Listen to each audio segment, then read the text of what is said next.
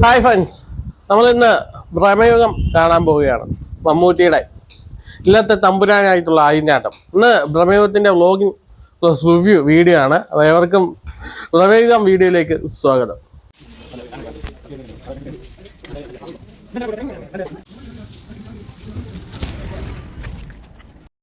അങ്ങനെ പടം കണ്ടു കഴിഞ്ഞു മോനെ, വല്ലാത്തൊരു എക്സ്പീരിയൻസ് ആയിരുന്നു. വീട്ടിൽ എത്തിയിട്ട് ഡീറ്റെയിൽ ആയിട്ട് റിവ്യൂ ചെയ്യാം. ഫ്രണ്ട്സ്, അങ്ങനെ നിങ്ങൾ കണ്ടല്ലോ, രാവിലെ ഞാനിങ്ങനെ വായിക്കാൻ പറ്റിയ ഡ്രസ്സൊക്കെ ഇട്ട് വളരെ സന്തോഷത്തോടെ മനോഹരമായി തിയേറ്ററിലേക്ക് യാത്രയായി. തിയേറ്ററിൽ പോയി അവിടെ പ്രേമലൂന് ഒരു അത്യാവശ്യം ക്യൂ. നമ്മുടെ ഇവിടത്തിന് കുറച്ച് ആളുകളെ ഉള്ളൂ. അത് കഴിഞ്ഞിട്ട് കുറച്ച് ആളുകളൂടെ വന്നു. ഓൺലൈൻ ബുക്ക് ചെയ്തവരൊക്കെ ഉണ്ടായിരുന്നു. ഞാൻ ഇവിടെ കൊല്ലങ്കോട് ഗൗരിയിൽ സ്ക്രീൻ 1 B5 സീറ്റിൽ ഇരുന്നിട്ടാണ് പടം കണ്ടത്. പടത്തെ കുറിച്ച് വരാം. തിയേറ്ററുകാർ 10:45 ഷോ ഇടുമെന്ന് പറഞ്ഞിട്ട്, സാധാരണ 10:45 ടിക്കറ്റ് കൊടുത്ത് 11 മണിയാവും തുടങ്ങുമെങ്കിൽ പോലും 11 മണി കഴിഞ്ഞ് ഒരു 11:15 ആയി തുടങ്ങിയപ്പോൾ അവരെന്തൊക്കെ ടെക്നിക്കൽ ഇഷ്യൂ പറഞ്ഞു, അവിടുത്തെ മാത്രം, തിയേറ്ററിൻ്റെ മാത്രം. അത് കഴിഞ്ഞ് ഞാൻ കയറിയപ്പോൾ തന്നെ സിനിമ അങ്ങ് തുടങ്ങുക. പരസ്യമൊന്നും ഞാൻ കണ്ടില്ല. എനിക്ക് ഒന്ന് നേരത്തെ കയറ്റിയവർക്ക് പരസ്യം ഇട്ട് കൊടുത്താണ്. പടം തുടങ്ങുന്നു. 18-ാം നൂറ്റാണ്ട് തെക്കൻ മലബാർ. തെക്കൻ മലബാറാണ് ഈ കഥ. നമ്മുടെ കുറ്റാലത്ത് ശങ്കുണ്ണിയുടെ ഐതിഹ്യമാലയിലൊക്കെ ഉള്ളതാണെന്ന് ഞാൻ മുമ്പ് തന്നെ പറഞ്ഞിട്ടുണ്ടായിരുന്നു. ഞാൻ ഈ പടമായിട്ട് ബന്ധപ്പെട്ട് ഞാനിതിൻ്റെ സീസത് കണ്ടപ്പോൾ ചിലപ്പോൾ ഇത് ഒരു അവാർഡ് ടിപ്പിക്കൽ സ്ലോ ഫേസ് മൂവിയാണ്, അല്ലാതെ പോകുന്നവരൊക്കെ ഇതിൽ ഉറങ്ങേണ്ടി വരുമെന്നൊക്കെ ഞാൻ പറഞ്ഞിട്ടും ഉണ്ടായിരുന്നു. കാരണം നൻപകൽ നേരത്ത് മയക്കും. ഇതിനെക്കാട്ടിലും എന്താ പറയുക, വേറെ ലെവലിൽ മികച്ച ഇന്ന പടം കണ്ടിട്ട് പലരും ഉറങ്ങിപ്പോയി എന്ന് പറഞ്ഞൊരു ഇതുള്ളത് കൊണ്ടാണ് ഞാൻ അങ്ങനെ ഒരു സ്റ്റാൻഡ് എടുത്തത്, മുൻകൂട്ടി പറഞ്ഞത്. ഞാൻ പടം കണ്ടു. എനിക്ക് പടം ഭയങ്കരമായിട്ട് ഇഷ്ടപ്പെട്ടു. ഭയങ്കരമായിട്ട് ഇഷ്ടപ്പെട്ടെന്ന് വെച്ചാൽ വേറെ ലെവലിൽ എനിക്ക് ഇഷ്ടപ്പെട്ടു. ബ്ലാക്ക് ആൻഡ് വൈറ്റ് ആണ്. ഞാൻ ബ്ലാക്ക് ആൻഡ് വൈറ്റ് സിനിമകൾ ഇഷ്ടംപോലെ കണ്ടിട്ടുണ്ട്. അഗത ക്രിസ്റ്റി ഒക്കെ, നമ്മുടെ ജെയിംസ് ബോണ്ട് പടമൊക്കെ ഞാൻ ബ്ലാക്ക് ആൻഡ് വൈറ്റ് പടം ഇഷ്ടംപോലെ കണ്ടിട്ടുള്ള എല്ലാം നമ്മുടെ മൊബൈൽ സ്ക്രീനിലാണല്ലോ. അപ്പോൾ പടം എനിക്ക് ഭയങ്കരമായിട്ട് ഇഷ്ടപ്പെട്ടു. പടം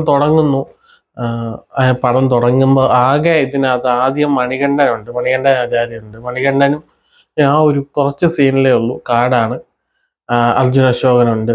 അത് കഴിഞ്ഞ ശേഷം ഒരു മനക്കിലോട്ട് വരുമ്പോൾ സിദ്ധാർത്ഥ് ഭരതനുണ്ട്, നമ്മുടെ മമ്മൂക്ക. ഇത്രയും ആർട്ടിസ്റ്റുകളെ ഇതിനകത്തുള്ളൂ. ഇതിനകത്ത് ഡയറക്ഷൻ ഒരു രക്ഷയില്ലാത്ത ഡയറക്ടർ, വേറെ ലെവല് ക്യാമറാമാൻ, ആർട്ട് ടീം. എൻ്റെ മക്കളെ ആർട്ട് ടീമിനെ നയിക്കണം. ഇവിടെ നമ്മുടെ വരിക്കാശ്ശേരി മന എങ്ങാണ്ട് അത് മാറ്റിയെടുത്ത്, ഒരിക്കലും വരിക്കാശ്ശേരി മനയാന്ന് പറയത്തില്ല.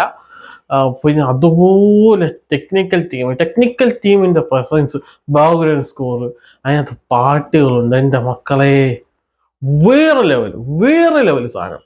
ഈ 18-ാം നൂറ്റാണ്ടിൽ നിന്ന് ജാതീയതയും അധികാരമോഹവും ഒക്കെ ഇതിനകത്ത് പരാമർശിച്ച് പോകുന്നുണ്ടെങ്കിലും ഇതിൻ്റെ അകക്കാമ്പെന്ന് പറയുന്നത് എന്താ പറയുക, ഭൂതവും ചാത്തനും യക്ഷിയും ഒക്കെ തന്നെയാണ്. അത് നിങ്ങൾ ആ പടം കാണണം. ഫസ്റ്റ് ഹാഫിൽ അത്യാവശ്യം കുറച്ച് ലാഗുണ്ട്. പക്ഷെ ആ ലാഗ് ആ കഥയിലോട്ട് എത്തുമ്പോൾ നമ്മൾ അതിനൊപ്പം മൂവ് ആവും. നമ്മൾ ആ ഒരു ത്രില്ലിലേക്ക് വരും. ത്രില്ലിലേക്ക് വന്നു കഴിഞ്ഞാൽ ഇൻട്രോവെല്ലുണ്ടല്ലോ, ഇൻട്രോവെല്ലിന് മുമ്പ് വരെ ഫസ്റ്റ് ഹാഫിൽ അർജുന അശോകൻ അഴിഞ്ഞാടിയാണ്. അർജുന അശോകൻ അഴിഞ്ഞാടി അങ്ങോട്ട് നിൽക്കുമ്പോൾ, എൻ്റെ മക്കളെ അഴിഞ്ഞാടി നിൽക്കുമ്പോൾ ഉണ്ടല്ലോ, മമ്മൂട്ടി വന്നിട്ട് ഒരു ചിരിയുണ്ട്. ഇൻട്രോവൽ സീന് തൊട്ടു മുമ്പ് ഒരു ചിരിയുണ്ട്. ആ ചിരി അർജുന അശോകൻ്റെ അതിൻ്റെ മേലെ സ്കോർ ചെയ്യാണ് പുള്ളി.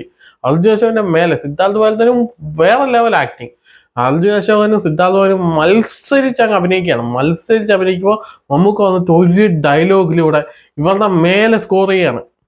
അത് സെക്കൻഡ് ഹാഫ് അങ്ങോട്ട് വരുമ്പോൾ എൻ്റെ മക്കളെ ചില ട്വിസ്റ്റുകൾ അങ്ങോട്ട് റിവീലായി കഴിയുമ്പോൾ നമുക്ക് ഇങ്ങനെ രോമാഞ്ചം വരും. അതിൻ്റെ കൂടെ ആ ബാക്ക്ഗ്രൗണ്ട് സ്കോർ, മഴയൊക്കെ എന്തോ ഒറിജിനാലിറ്റി എന്ന് വെച്ചാൽ ഈ മഴ വേറെ ലെവൽ മഴ, അത്രയ്ക്ക് ഒറിജിനൽ. നമുക്ക് ആ ഒരു തണുപ്പടിക്കും. സാധാരണ ആർട്ടിഫിഷ്യൽ മഴയല്ല, മഞ്ഞയുടെ ഒപ്പമുള്ള മഞ്ഞ്. ബ്ലാക്ക് ആൻഡ് വൈറ്റ് ആയതുകൊണ്ട് ഇവർക്ക് കുറേ കാര്യങ്ങൾ ചെയ്യാൻ പറ്റി. ആ ഇടിമഴക്കം, ആ മിന്നൽ, മരങ്ങൾ ഇളകുന്നത്, ഒരു മരം ഒടിഞ്ഞു വീഴുന്ന സീനൊക്കെ ഉണ്ട്. അത് പൂരം നമുക്ക് ഭയം വരും. നമുക്ക് കണ്ടുകൊണ്ടിരിക്കുമ്പോൾ ഭയം വരും. കാരണം ഞാൻ വലിയ ക്രൗഡുള്ള തിയേറ്റർ എല്ലാവരും പോയത് അത്യാവശ്യം ഒറ്റയ്ക്കൊക്കെ ആയിരുന്നത് കൊണ്ട് തന്നെ അതിൻ്റെ ഒരു പ്രശ്നം ഉണ്ടായിരുന്നു. നമുക്ക് സന്നത്താനാവും. ചില സമയത്ത് അവിടെ മഴയുടെ തണുപ്പ് കൂടുമ്പോൾ ഇവിടെ AC യുടെ തണുപ്പ് കൂടും. അന്നേരം ഒന്ന് കുളിരും. അതൊക്കെ അങ്ങ് ഫീലാവും. നമ്മൾ ആ പടത്തിലങ്ങ് ഇൻവോൾവ് ചെയ്ത് സെക്കൻഡ് ഹാഫിൽ മമ്മൂട്ടിയുടെ ഒരു പ്രകടനമുണ്ട് കേട്ടോ. പോലെ മാനായും നരിയായും പുലിയായും പൂച്ചയായും മനുഷ്യനായും ഒക്കെ അഴിഞ്ഞാട്ടം എന്ന് വെച്ചാൽ പുള്ളി അഴിഞ്ഞാടി. ഇതിൻ്റെ ഇടയ്ക്ക് മമ്മൂട്ടിയുടെ ഒരു ഫിഗർ ചേഞ്ച് ഉണ്ട്. വടക്കൻ വീരഗാഥയിലെ ആ ഒരു മമ്മൂട്ടിയുടെ കൂട്ട് ആ ഫേസ്, വടക്കൻ വീരഗാഥയിലെ Mammootty, ഭ്രമയുഗത്തിലെ Mammootty.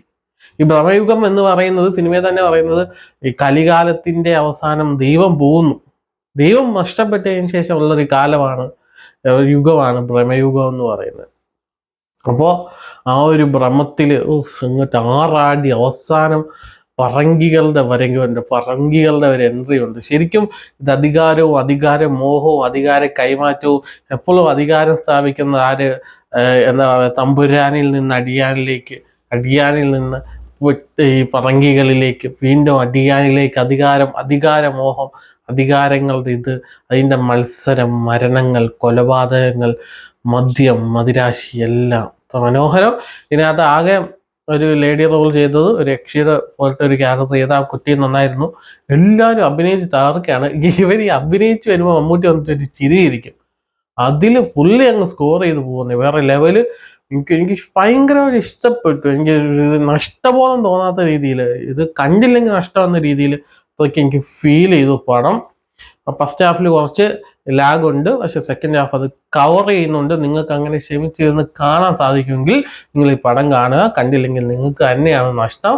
Technical team, music team, background, makeup, art, costume, വലിയ കോസ്റ്റ്യൂം ഒന്നും ഇല്ലെങ്കിൽ ഉള്ള കോസ്റ്റ്യൂം ഒരു രക്ഷയില്ല കേട്ടോ. ആർട്ടിനോട് ആർട്ട് ഡിപ്പാർട്ട്മെന്റിനോട് എനിക്ക് ഭയങ്കര സ്നേഹം തോന്നിപ്പോയ ഒരു പടം. ഒരു രക്ഷയില്ല. നമ്മളത് കാണുമ്പോൾ നമ്മൾ ആ ഒരു കാലഘട്ടത്തിൽ പോയി നമ്മൾ പണ്ട് എന്താ പറയുക, മുത്തശ്ശിക്കഥ, ഇതാണ് ശരിക്കും മുത്തശ്ശിക്കഥ. ആ ഒരു ഇങ്ങനെ വേണം പടം ചെയ്യാൻ. എനിക്കത് കാരണം അത്രയ്ക്ക് നല്ല എക്സ്പീരിയൻസ്. നിങ്ങൾ ഈ ഫാൻ ഫൈറ്റിൻ്റെ പേരിലോ മറ്റേതിൻ്റെ പേരിലോ പടം കാണാതില്ല, നിങ്ങൾക്ക് തന്നെ പ്രശ്നം. അതുപോലെ എനിക്ക് ഭയങ്കരമായിട്ട് ഇഷ്ടപ്പെട്ടു. Hats off. ഓക്കെ, എന്തായാലും നിങ്ങളുടെ അഭിപ്രായം തീർച്ചയായും കമൻറ്റായി രേഖപ്പെടുത്തുക. നിങ്ങൾ തീർച്ചയായും പടം കാണണമെന്ന് ഞാൻ റെക്കമെൻഡ് ചെയ്യുന്നു. കാരണം എനിക്ക് അത്ര ഇഷ്ടപ്പെട്ടു, അതുകൊണ്ടാണ് റെക്കമെൻഡ് ചെയ്യുന്നത്. നിങ്ങളുടെ അഭിപ്രായം കമൻറ്റായി രേഖപ്പെടുത്തുക. മറ്റൊരു വീഡിയോ കാണാം. ദിസ് ഇസ് ചിന്ത സൈനിങ് ഓഫ്.